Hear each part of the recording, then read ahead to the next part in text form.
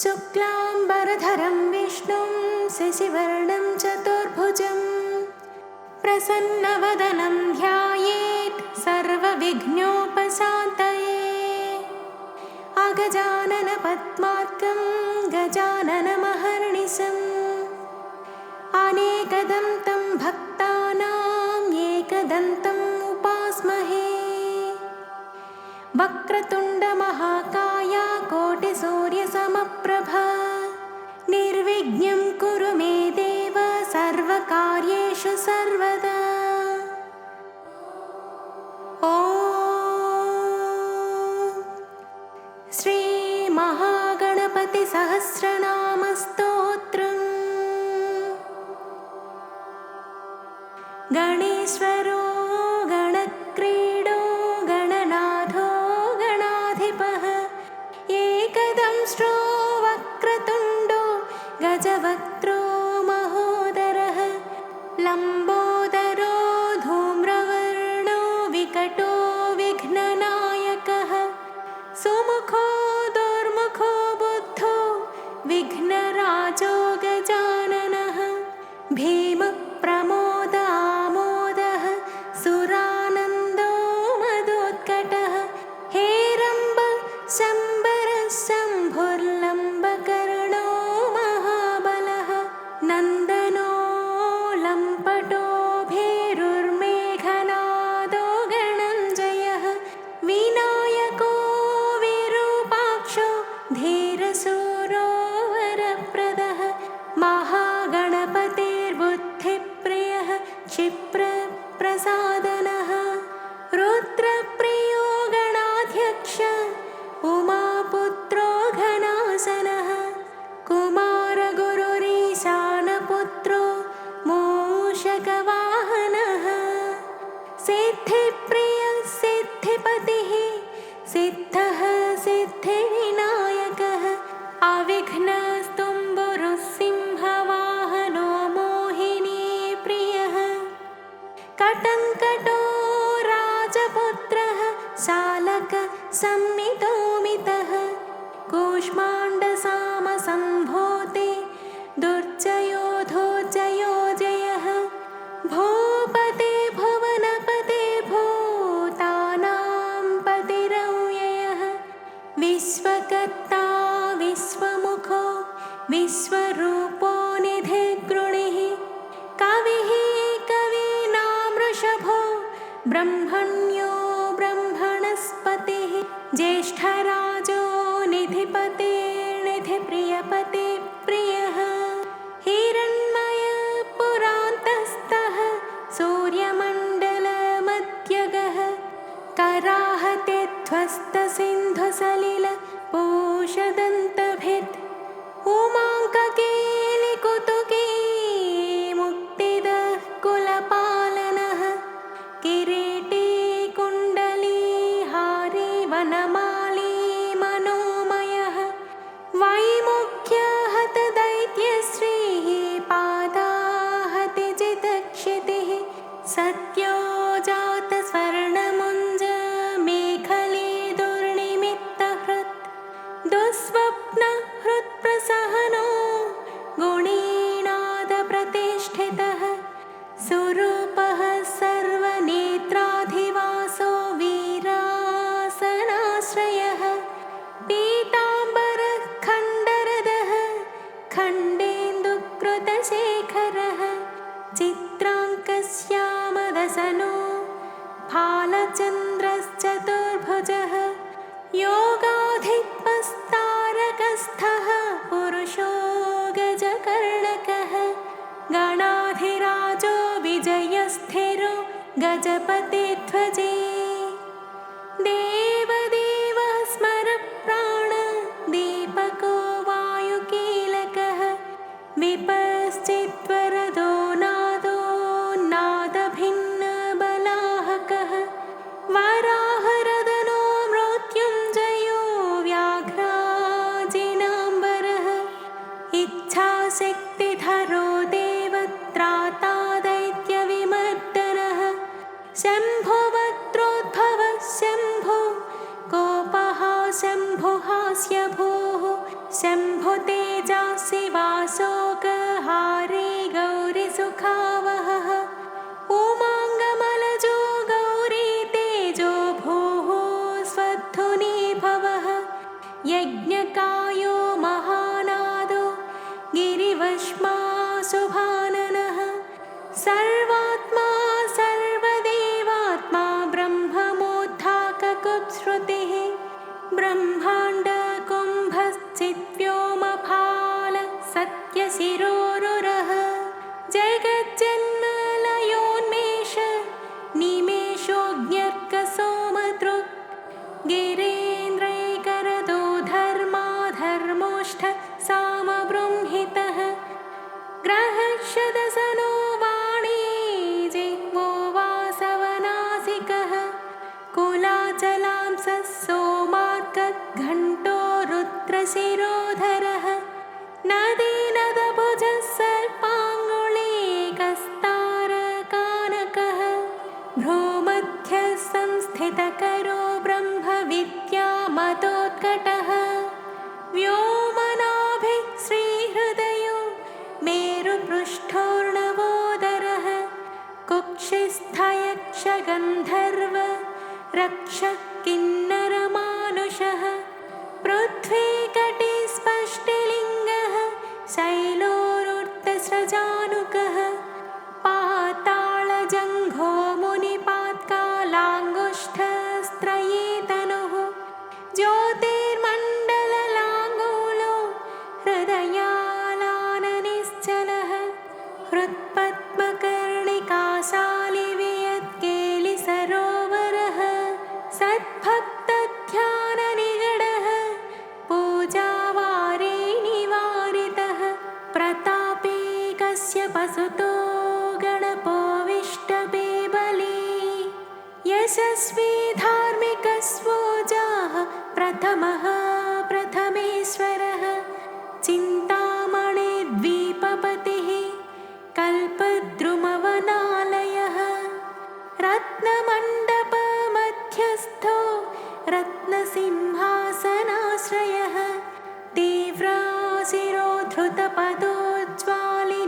तीव्राशिरोद्धृतपदोज्ज्वालिनीमौलिलालितः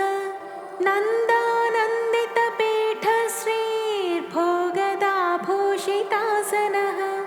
सकामदायिनीपीठः स्फुरदुग्रासनाश्रयः तेजोवती शिरोरत्नं सत्यानित्यावतंसितः सविघ्ननाशिनीपीठः सर्वशक्त्यम्बुजाश्रयः लिपिपद्मासनाधारो वह्निधामत्रयाश्रयः उन्नतप्रपदो गूढगुल्फ संवृत्तपाष्णिकः पीनजङ्घश्लिष्टजानुः स्थूलोरुप्रोन्नमत्कटिः निम्ननाभिः स्थूलकुक्षि पीनवक्षा बृहद्भुजः पीनस्कन्धः कम्बुकण्ठो लम्बोष्ठो लम्बनासिकः भग्नवामरदस्तुङ्गसंयदन्तो महाहनुः ह्रस्वनेत्रत्रयः शूर्पकर्णो निबिडमस्तकः स्तबकाकारकुम्भाग्रो रत्नमौलिर्निरङ्कुशः सर्पहारकटे सूत्रः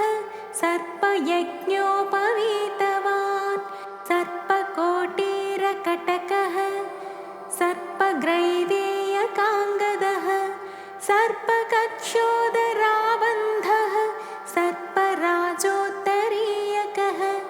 रक्तो रक्ताम्बरधरो रक्तमाल्यविभूषणः रक्तेक्षणो रक्तकरो रक्तताल्वोष्ठपल्लवः श्वेतः श्वेताम्बरधरः श्वेतमाल्यविभूषणः श्वेतातपत्ररुचिरः श्वेतचामरविजितः सर्वावयवः सम्पूर्ण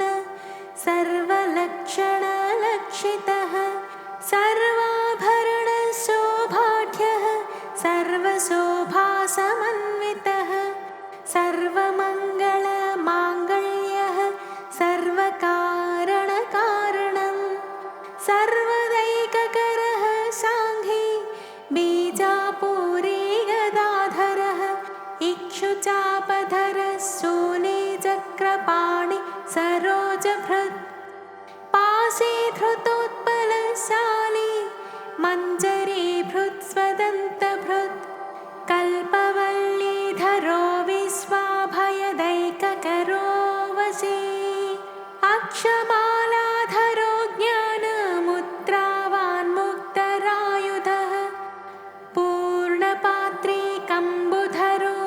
विधृताली समुद्गकः मातुलुङ्गधरश्चोत कलिकाभृत्कुठारवान् पुष्करस्थः स्वर्णघटे पूर्णरत्नाभिवर्षकः भारते सुन्दरे नाथो विनायकरतिप्रियः महालक्ष्मी प्रियतमः सिद्धलक्ष्मी मनोरमः रमा रमेश पूर्वाङ्गो दक्षिणो मामहेश्वरः महीवराह वामाङ्गो रतिकन्दर्प पश्चिमः आमोदमोदजननः सप्रमोदप्रमोदनः समेधितः समृद्धः श्रीरुद्धिः सिद्धिप्रवर्तकः दत्तसौमुख्यसुमुखः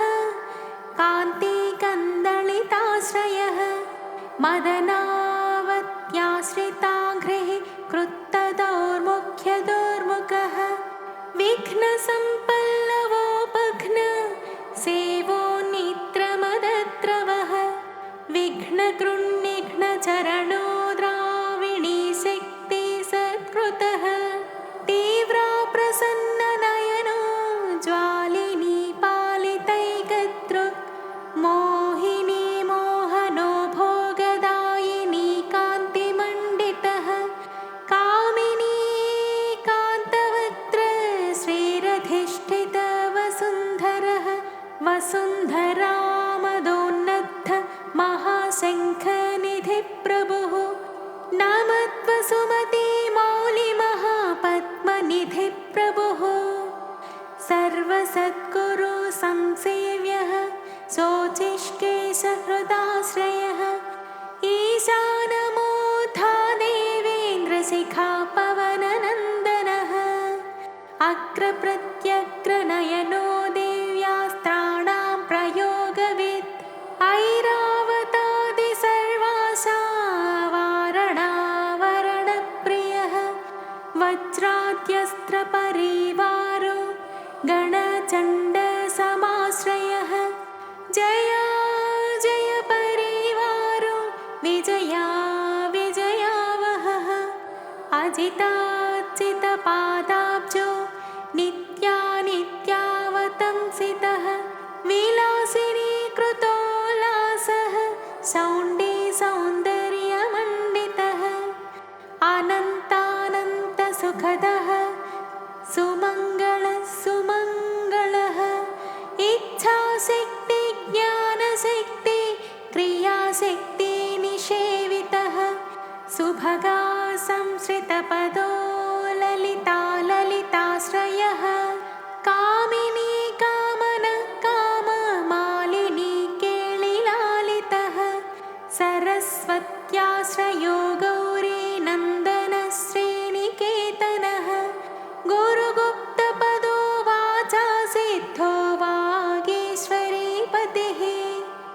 नलिनी कामुको वामा रामो ज्येष्ठा मनोरमः रौद्री मुद्रितपादाब्जो पुंबीजस्तुङ्गशक्तिकः विश्वादिजननत्राणः स्वाहा शक्तिः सकीलकः अमृताब्धिकृतावासो मदघूर्णितलोचनः उच्छिष्टगण उच्छिष्टगणेशो गणनायकः सार्वकालिकसंसिद्धिर्नित्यशैवो दिगम्बरः अनपायोऽनन्तदृष्टिरप्रमेयो जरामरः अनाविलो प्रतिरथो ह्यच्युतोऽमृतमक्षरम् अप्रतक्योक्षयो जयो नाधारो नामयो मलः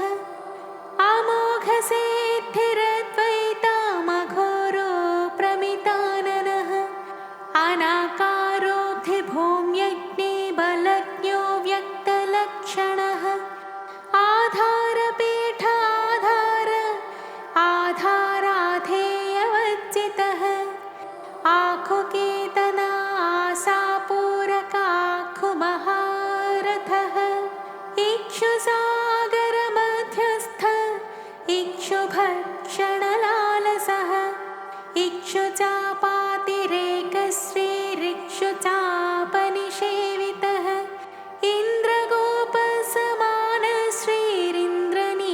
इन्द्रगोपसमानश्रीरिन्द्रनीलसमद्युतिः इन्देवरदलश्यामः इन्दुमण्डलनिर्मलः इत्वप्रिया इडाभाग इडाधामेन्दिराप्रियः इक्ष्वाकुविघ्नविध्वंसी इति कर्तव्यतेप्सितः ईशानमौलिरीशान ईशानसुत इतिह ईषणात्रयकल्पान्त इहामात्रविवर्जितः उपेन्द्र उडुभृन्मौलि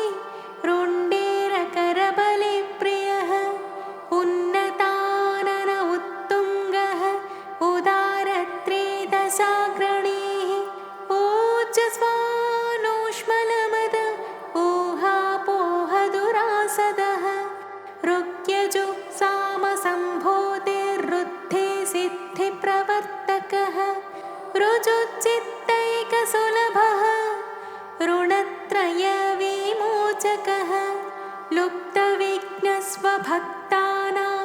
लुप्तशक्तिस्सुरद्विषां लुप्तश्रीर्विमुखाचानां लूताविस्फोटनाशनः एकारपीठमध्यस्थः एकपादकृतासनः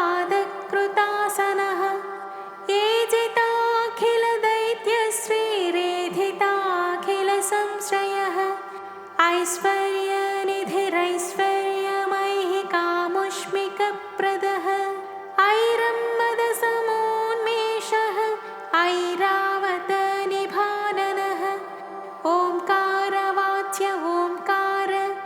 ओजस्वानौषधीपतिः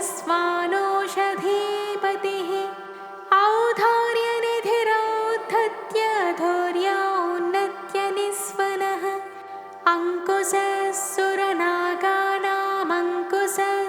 अङ्कुशस्सुरनागानामङ्कुशस्सुरविद्विषाम् असमस्तविसर्गान्तपदेषु परिकीर्तितः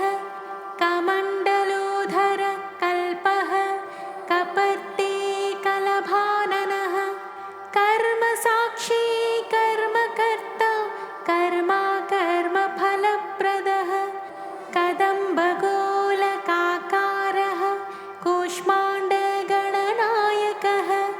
कारुण्यदेहः कपिलः कथकः कटिसूत्रभृत् खर्वः खड्गप्रियः खड्गखातान्तस्थ खनिर्मलः खल्वाटशृङ्गनिलयः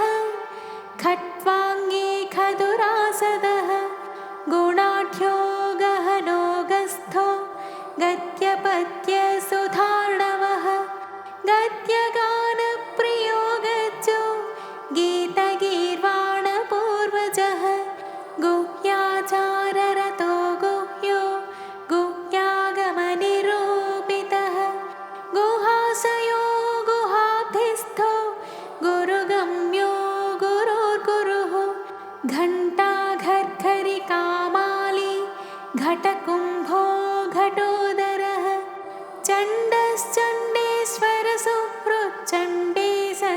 चण्डश्चण्डेश्वरसुहृच्चण्डेशश्चण्डविक्रमः चराचरपतिश्चिन्तामणि चर्वणलालसः छन्दश्छन्दो वपुश्चन्दो दुर्लक्ष्यश्छन्दविग्रहः जगद्योनिजगत्साक्षी जगदीशो जगन्मयः जपो जपपरो जप्यो जिह्वा सिंहासनप्रभुः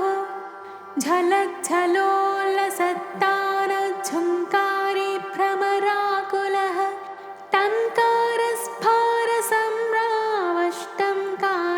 टङ्कारस्फारसम्रावष्टङ्कारिमणिनूपुरः ठत्वये पल्लवान्तस्थ सर्वमन्त्रैकसिद्धिदः डिण्डिमुण्डो डाकिनी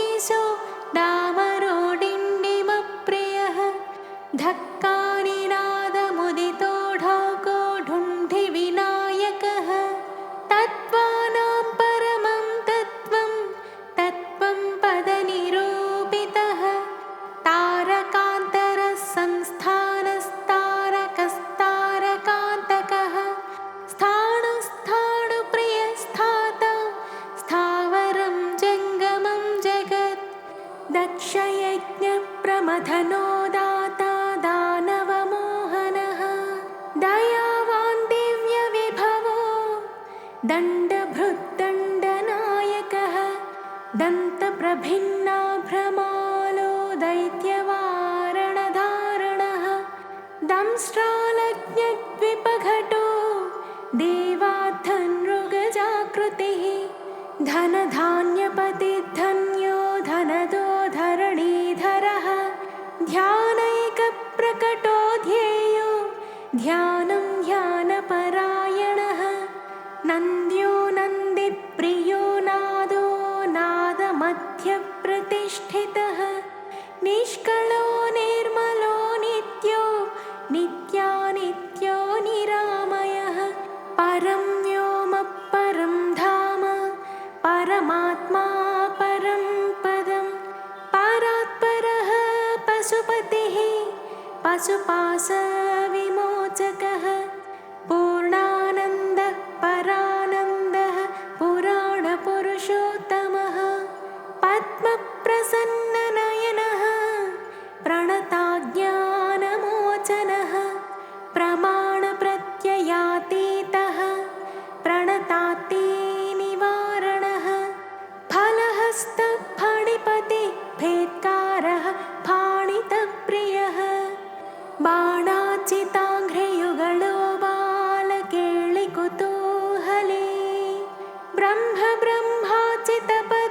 ब्रह्मचारी बृहस्पतिः बृहत्तमो ब्रह्मपरो ब्रह्मण्यो ब्रह्मवित्प्रियः बृहन्नादाग्र्यचेत्कारो ब्रह्माण्डावलिमेखलः भ्रूक्षेपदत्तलक्ष्मीको भर्गो भद्रो भयापहः भगवान् भक्तिसुलभो भूतिदो भूतिभूषणः भव्यो भूतालयो भोगदाता भ्रूमध्यगोचरः मन्त्रो मन्त्रपतिर्मन्त्री मदमत्तमनोरमः मेखलावान् मन्दगतिर्मतिर्मत्कमलेक्षणः महाबलो महावीर्यो महाप्राणो महामनाः यज्ञो यज्ञपतिर्यज्ञगोप्ता यज्ञफलप्रदः यशस्करो योगगम्यो याज्ञिको याजकप्रियः रसो रसप्रियो रस्यो रञ्जको रावणाचितः रक्षो रक्षाकरो रत्नगर्भो राज्यसुखप्रदः लक्ष्यं लक्ष्यप्रदो लक्ष्यो लयस्थो लड्डुकप्रियः लानप्रियो लास्यपरो लाभकृल्लोकविश्रुतः वरेण्यो वह्निवदनो वन्द्यो वेदान्तगोचरः विकर्ता विश्वतश्चक्षुर्विधाता विश्वतो मुखः वामदेवो विश्वनेता वज्रनिवारणः विश्वबन्धन विष्कम्भाधारो विश्वेश्वरप्रभुः शब्दब्रह्म समप्राप्यः शम्भुशक्तिगणेश्वरः शब्दब्रह्म समप्राप्यः शम्भुशक्तिगणेश्वरः शास्ताशिखाग्रनिलयः शरण्यः शिखरीश्वरः षड्ऋतुकुसुमस्रग्वेषडाधारः षडक्षरः संसारवैद्यः सर्वज्ञ सर्वभेषजभेषजं सृष्टिस्थितिलयक्रीडः सुरकुञ्जरभेदनः सिन्दूरितमहाकुम्भः सदसद्व्यक्तिदायकः साक्षी समुद्रमथनः स्वसंवेद्यः स्वदक्षिणः स्वतन्त्रः सत्यसङ्कल्पः सामगानरतः सुखे हंसो हस्ति पिशाचेशो हव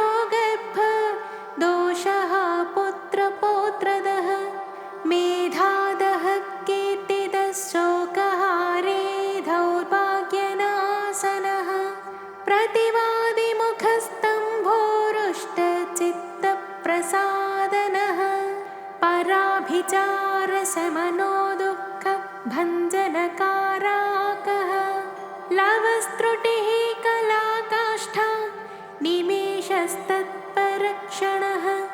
घटे मुहूर्तं प्रहरो दिवानक्तमहर्निशम् पक्षो मासो यनं वर्षं युगं कल्पो महालयः राशिस्तारातिथिर्योगो वारकरणमंसकम् लग्नं होराकालचक्रं मेरुः सप्तर्षयो ध्रुवः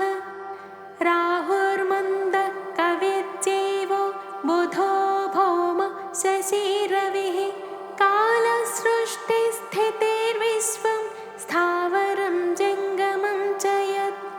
भूरापोऽग्निर्मरुद्व्योमाहं कृतिः प्रकृतिः पुमान् ब्रह्मा विष्णुः शिरो रुद्रः ईशः शक्तिः सदाशिवः त्रिदशाः पितरः सिद्धा यक्षा रक्षांसि किन्नराः साध्या विद्याधरा भूत मनुष्या पशवः खगाः समुद्राः सरितः शैलाः भूतं भव्यं भवोद्भवः साङ्ख्यं पातं जलं योगः पुराणानि श्रुतिस्मृतिः वेदाङ्गानि सदाचारो मीमांसा न्यायविस्तरः आयुर्वेदो धनुर्वेदो गान्धर्वं काव्यनाटकं वैखानसं भागवतं सात्वतं पाञ्चरात्रकं शैवं पाशुपतं कालामुखं भैरवशासनं शाक्तं वैनायकं सौरं जैनमार्हतसंहिता सदसद्व्यक्तमव्यक्तं सचेतनमचेतनं बन्धो मोक्षः सुखं भोगो योग सत्यमणुर्महान् स्वस्ति हुं फट् स्वधा स्वाहा श्रौषड्वौ षड्वषण्णमः ज्ञानं विज्ञानमानन्दो बोधः संविच्छमो यमः एक एकाक्षराधारः एकाक्षरपरायणः एकाग्रधीरेकवीरः एकानेकस्वरूपधृक् द्विरूपो द्विभुजोद्व्यक्षो विरदो द्विपरक्षकः द्वैमातुरो द्विवदनो द्वन्द्वातीतो द्वयातिगः त्रिधा मात्रिकरस्त्रेता त्रिवर्गफलदायकः त्रिगुणात्मा त्रिलोकादिस्त्रिशक्तिशस्त्रिलोचनः चतुर्बाहुश्चतुर्दन्तश्चतुरात्मा चतुर्मुखः चतुर्विधोपायमयश्चतुर्वर्णाश्रमाश्रयः चतुर्विधवचो वृत्तिपरिवृत्तिप्रवर्तकः चतुर्थी भोजनप्रीतश्चतुर्थी तिथिः सम्भवः पञ्चाक्षरात्मा पञ्चात्मा पञ्चास्य पञ्चकृत्यकृत् पञ्चाधार पञ्चवर्णः पञ्चाक्षरपरायणः पञ्चतालः पञ्चकरः पञ्चप्रणवभावितः पञ्चब्रह्ममयस्फूर्तिः पञ्चावरणवारितः पञ्चभक्ष्यप्रिय पञ्चबाण पञ्चशिवात्मकः षट्कोणपीठः षट्चक्रधामा षट्ग्रन्थिभेदकः षडध्वत्वान्तविध्वंसी षडङ्गुलमहाह्रदः षण्मुख षण्मुखभ्राता षट्शक्तिपरिवारितः षड्वैरिवर्गविध्वंसी षडूर्मिभयभञ्जनः षट्तर्कदूरः षट्कर्मनिरत षट्रसाश्रयः सप्तपातालचरणः सप्तद्वीपोरुमण्डलः सप्तस्वर्लोकमुकुटः सप्तशक्तिवरप्रदः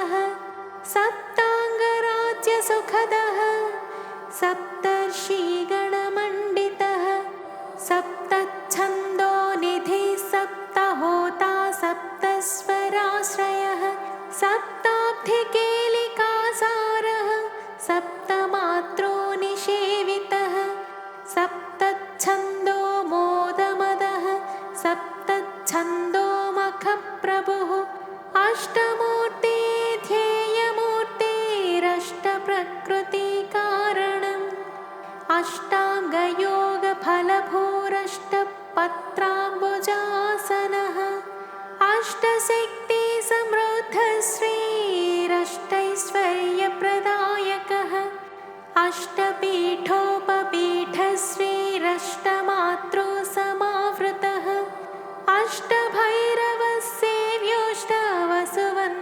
अष्टभैरवसेव्योष्टवसुवन्द्योष्टमूर्तिभृत्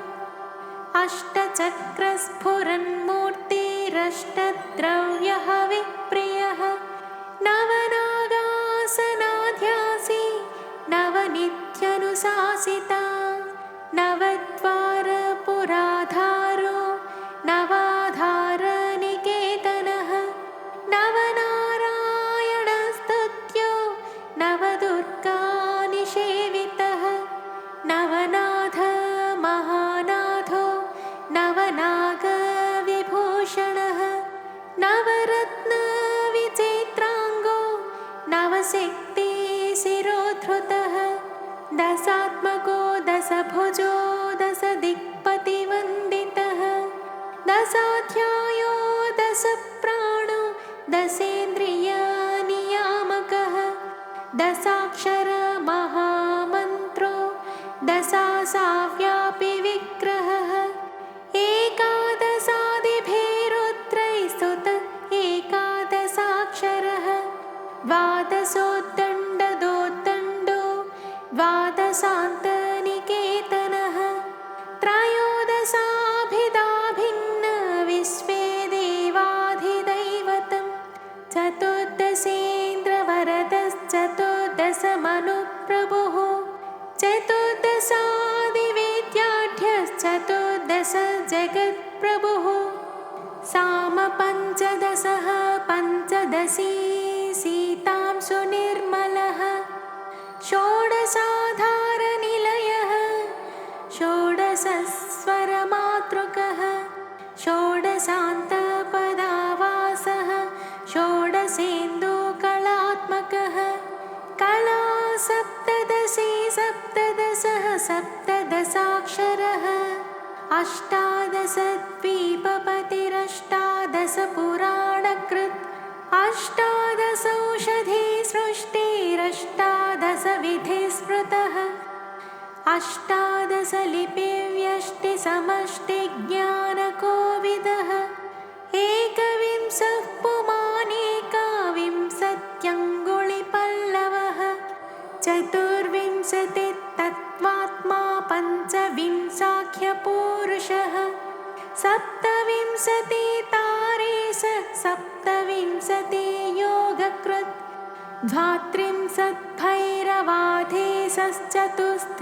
द्वात्रिंशद्भैरवाधीशश्चतुस्त्रिंशन्महाह्रदः षट्त्रिंशत्तत्त्वसम्भूतिरष्टत्रिंशत्कलातनुः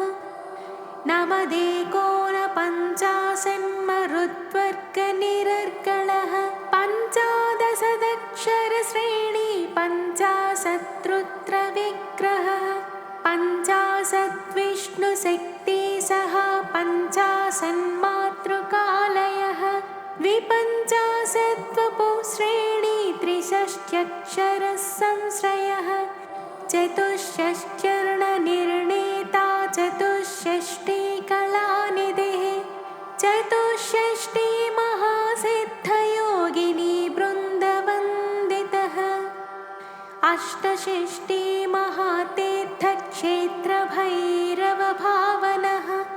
चतुर्नवति मन्त्रात्मा षण्णवत्यधिकप्रभुः शतानन्दः शतधृतिः शतपत्रायतीक्ष्णः शतानीकः शतमखः शतधारावरायुधः सहस्रपत्रनिलयः सहस्रफणभूषणः सहस्रशीर्षा पुरुषः सहस्राक्ष सहस्रपात् सहस्रनाम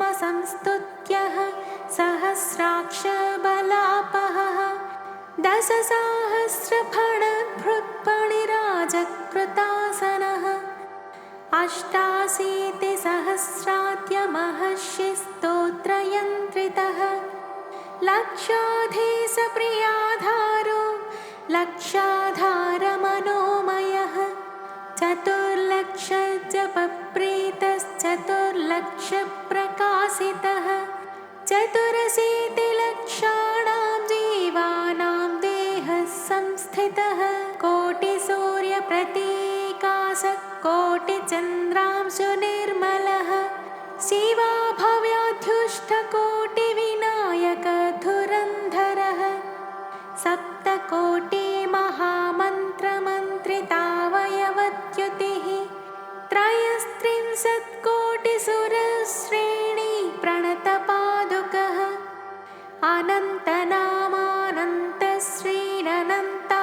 अनन्तनामानन्तश्रीरनन्तानन्तसौख्यदः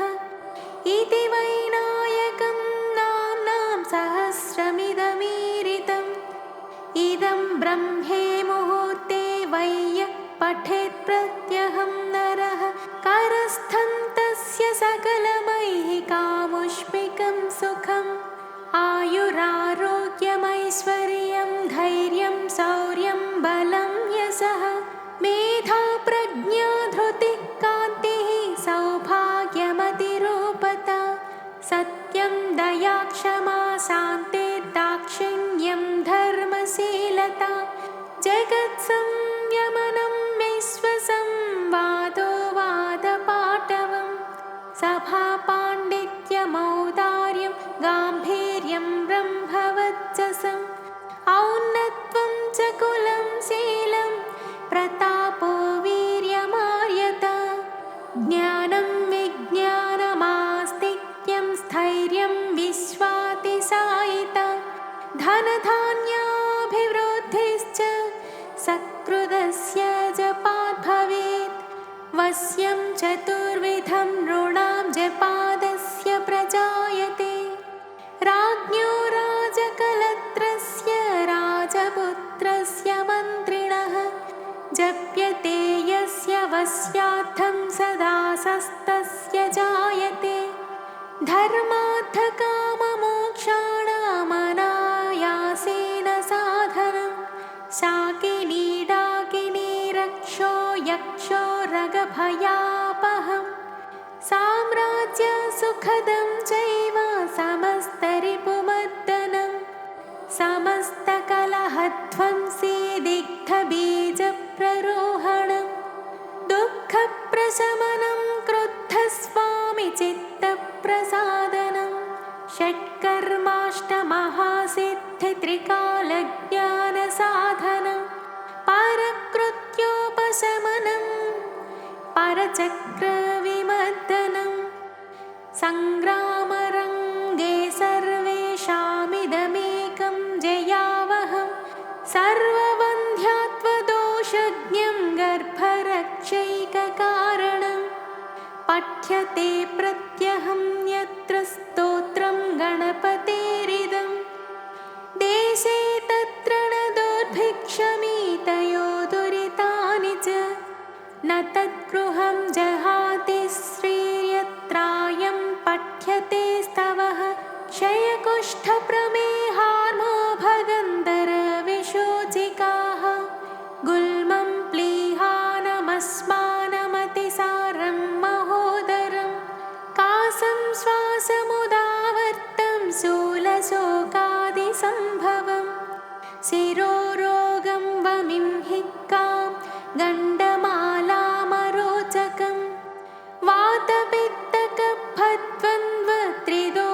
वातपित्तकफद्वन्द्वत्रिदोषजनितज्वरम् आगन्तुं विषमं शीतमुष्णं चैकाहिकादिकम् इत्याद्युक्तमनुक्तं वा रोगं दोषादिसम्भवं सर्वं प्रशमयत्यासस्तोत्रस्यास्य सकृज्जपात् सकृत्पाठेन संसिद्धिः स्त्रीशूद्रपतितैरपि सहस्रनाममन्त्रोऽयं जपितव्य शुभाप्तये महागणपते स्तोत्रं सकामः प्रजपन्नि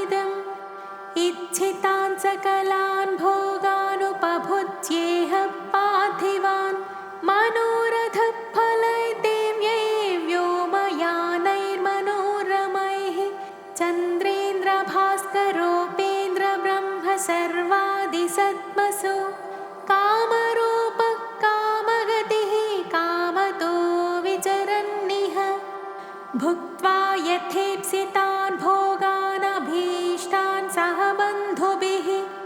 गणेशानुचरो भूत्वा महागणपते प्रियः नन्दीश्वरादिसानन्दी नन्दितः सकलैर्गणैः सेवाभ्यां कृपया पुत्र निर्विशेषं च लालितः शिवभक्तः पूर्णकामो गणेश्वरवरात् पुनः जातिस्मरो धर्मपरः सार्वभौमोऽभिजायते निष्कामस्तु जपन्नित्यं भक्त्या विघ्नेश तत्परः योगसिद्धिं परां प्राप्य ज्ञानवैराग्यसंस्थितः निरन्तरोदितानन्दे परमानन्दसंविदे विश्वोत्तीर्णे परे पारे पुनरावृत्तिवर्जिते लीनो वैनायके धाम्नि रमते नित्यनिर्वृतः यो नामभिर्हुनेदेतैरर्चयेत् पूजयेत् नरः राजानो वश्यतां यान्ति रिपवो यान्ति दासतां मन्त्राः सिद्ध्यन्ति सर्वेऽपि सुलभास्तस्य सिद्धयः मूलमन्त्रादपि स्तोत्रमिदं प्रियतरं मम नभस्ये मासि शुक्लायां चतुर्थ्यां मम जन्मनि दूर्वाभिर्नामभिः पूजां तर्पणं विधिवच्चरेत् अष्टद्रव्यैर्विशेषेण जुहुयात् भक्तिसंयुतः तस्येप्सितानि सर्वाणि सिद्ध्यन्त्यत्र न संशयः इदं प्रजप्तं पठितं पाठितं श्रावितं श्रुतं व्याकृतं चर्चितं ध्यातं विमृष्टमभिनन्दितम् इहामुत्र च सर्वेषां विश्वैश्वर्यप्रदायकं स्वच्छन्दचारिणाप्येष येनायं धार्यते स्तवः स रक्ष्यते शिवोद्भूतैर्गणैरध्युष्टकोटिभिः पुस्तके लिखितं यत्र गृहे स्तोत्रं प्रपूजयेत् तत्र सर्वोत्तमा लक्ष्मीः सन्निधत्ते निरन्तरं दानैरशेषैरखिलैर्वतैश्च तीर्थैरशेषैरखिलैर्मखैश्च न तत्फलं विन्दति यद्गणेश सहस्रनाम्नां स्मरणेन सद्यः एतन्नाम्नां सहस्रं पठति दिनमणौ प्रत्यहं प्रोज्जिहाने सायं मध्यं दिने वा त्रिश्रवणमथवा सन्ततं वा जनो यः सस्यादैश्वर्यधुर्यः प्रभवति वचसां कीर्तिमुच्चैस्तनोति प्रत्योहं हन्ति विश्वं वसयते सुचिरं वर्धते पुत्रपौत्रैः अकिञ्चनोऽपि मत्प्राप्तिचिन्तको नियतासनः जपेत्तु चतुरो मासाङ्गणे साचन तत्परः दरिद्रतां समुन्मूल्य सप्तजन्मानुगामपि लभते महतीं लक्ष्मीमित्याज्ञा पारमेश्वरी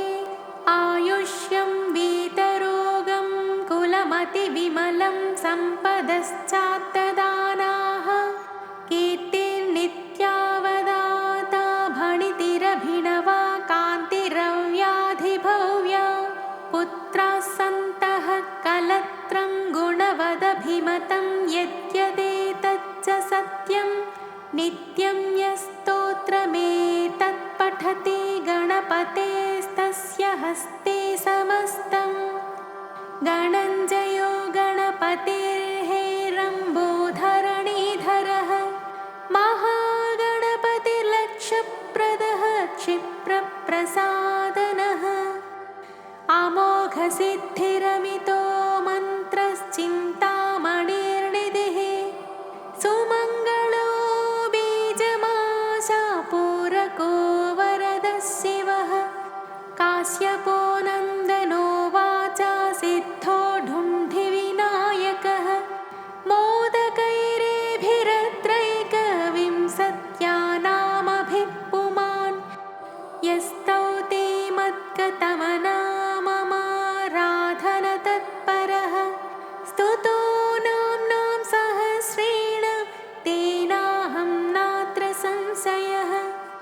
नमो नमः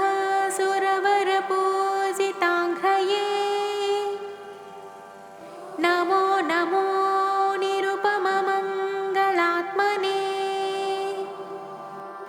नमो नमो विपुलपदैकसिद्धये नमो नमः करिकलभाननायते किङ्किणीगणरणितस्तव चरणः प्रकटितगुरुमतिचरितविशेषः मदजललहरी कलितकपोलः शमयतु दुरितं गणपतिदेवः